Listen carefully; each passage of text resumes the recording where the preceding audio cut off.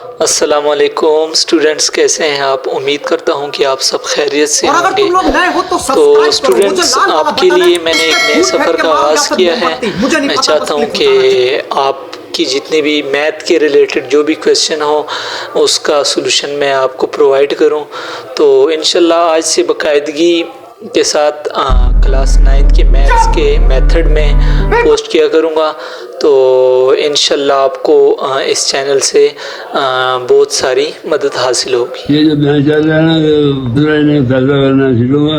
ऐसी कोई बात नहीं, वो मैं और के मिसाल के साथ हम फैसला करेंगे किसने कहाँ पर खड़ा होना।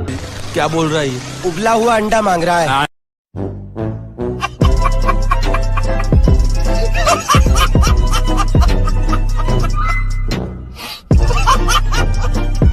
अच्छा, आज मैं आप लोगों को 1.6 के क्वेश्चन समझाऊंगा। ठीक है, ये जो स्टेटमेंट वाले क्वेश्चन होते हैं ना, ये बहुत ही इंपॉर्टेंट है। मतलब 80% चांस होता है कि स्टेटमेंट वाले में से ही आपका क्वेश्चन है। ठीक है, अब ये मैंने एक क्वेश्चन लिया, वो ये मैंने KPK वाली बुक से लिया। आपकी दो बुक से पेपर बनेंगे। एक है आपका अपना जो आपको यूज स्कूल में करवा रहे हैं, ठीक है, और दूसरा है KPK बुक्स। तो ये क्वेश्चन मैंने उधर से लिया हुआ है। लिखा हुआ है Amjad thought of two numbers, मतलब अमजद ने दो नंबर अपने जहन में लिए। ठीक है, उसका जो सम है वो कितना आया है? 12। दो नंबर उसने खुद से ले लिया। अब उसको हमें ये नहीं पता कि उसने कौन से नंबर लिए हैं।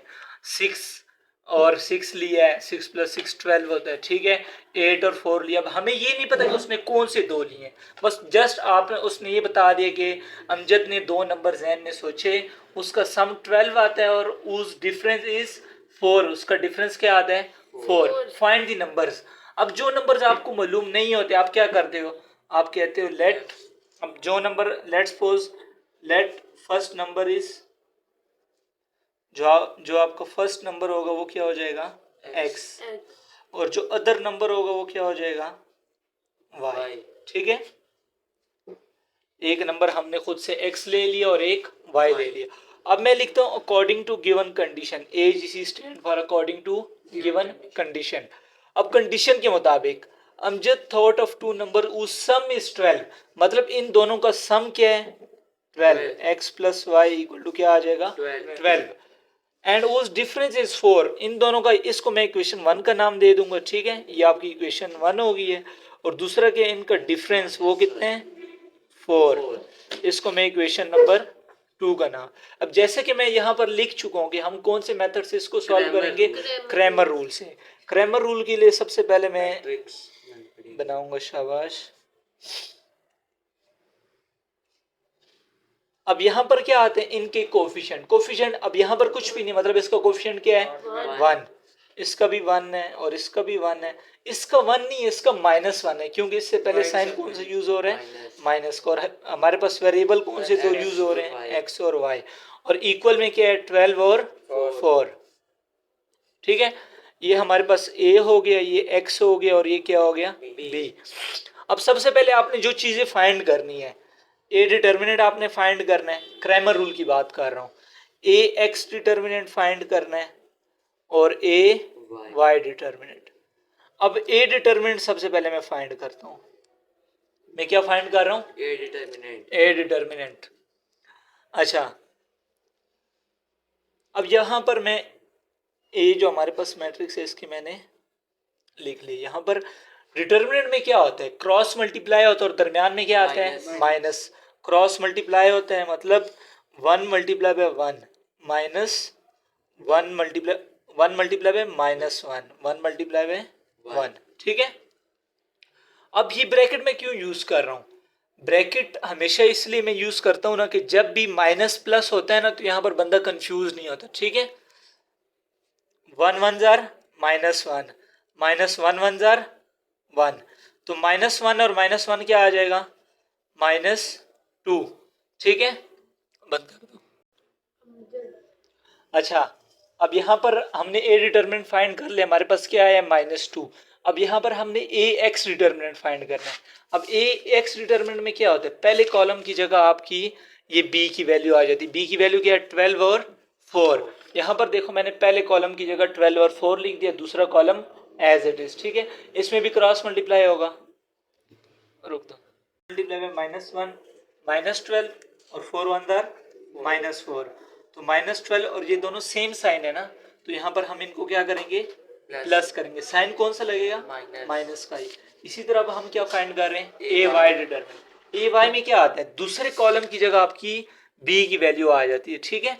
अब बी की वैल्यू 12 और 4 है। अब यहाँ पर मैंने पहला column as it is A वाला लिखा है, ये जो ए वाला है 1 और 1।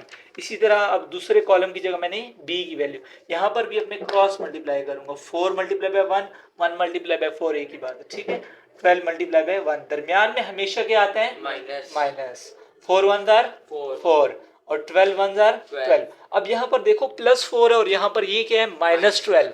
ओपोजिट साइन है, जब भी ओपोजिट साइन हो तो हम क्या करते हैं, इनको माइनस करते हैं, तो 4 - 12 -8 आ जाएगा, शाबाश। अब यहाँ पर हमारे पास ax भी आ गया, ay भी आ गया। मेन पर्पस तो हमारा x और y है ना, जो अननोन है, जो हम शुरू में ही लेट कर चुके हैं कि दो वैल्यूज है हमारे पास x और y। अब वो वैल्यूज आपने निकालनी है जिसका सम क्या था, 12 और उसका जो डिफरेंस था वो क्या था, 4। अब देखो मैंने x की वैल्यू लिखी है, x का फॉर्मूला क्या होता है, ax determinant divided by a determinant. ax determinant की वैल्यू क्या आई है, -16 और a की डिटर्मिनेंट की वैल्यू क्या आई है, -2। शाबाश। अब माइनस और माइनस क्या हो जाएगा, कट जाएगा, 2 1 जार और 2 8 जार। x की वैल्यू मेरे पास क्या आ गई है, 8 और y की वैल्यू क्या आई है, y का पहले मैं फॉर्मूला लगा लेता हूँ, a y determinant which is -8 और a डिटर्मिनेंट हमारे पास क्या है, -2। माइनस और माइनस कट जाएगा, 2 1 जार और 2 4 जार। यहाँ पर हमारे पास आंसर क्या आ गया, 4। अब देखो ये दो वैल्यूज आ गई, अब आपको ये नहीं पता कि ये हमारा आंसर ठीक है या गलत है, ठीक है। अब जो सबसे बेस्ट वे है ना पेपर में, आपको मतलब रिजल्ट से पहले आइडिया हो जाता है कि यार ये क्वेश्चन आया था, मेरा सही है या गलत है। तो इसको आप क्या करते हो, जो आपने इक्वेशन बनाई है ना, ये जो दो इक्वेशन आपने बनाई है, इनमें किसी भी एक इक्वेशन में x और y की वैल्यू पुट कर दो। अगर उनका आंसर इक्वल की जो दूसरी साइड आपकी होती है राइट हैंड साइड, उसके इक्वल आ जाता है, इसका मतलब है आपका आंसर ठीक है, ठीक है। रिजल्ट क्या आपको इंतजार नहीं होगा जी रिजल्ट में हमारा इक्वेशन ठीक था या गलत था। अब देखो हमारे पास इक्वेशन क्या है, x + y = 12, पहली इक्वेशन है। x की वैल्यू मेरे पास क्या आई है, 8 और y की वैल्यू क्या आई है, 4। अब अगर मैं 8 और 4 को ऐड करूं तो क्या आ जाता है, 12। अब ये दोनों साइड लेफ्ट और राइट हैंड साइड दोनों सेम आ गई है ना, इसका मतलब है हमारा जो हमने आंसर निकाला है वो बिल्कुल ठीक है। किसी का कोई मसला क्रैमर रूल में, नो सर, मसला है तो पूछ लो, ठीक है।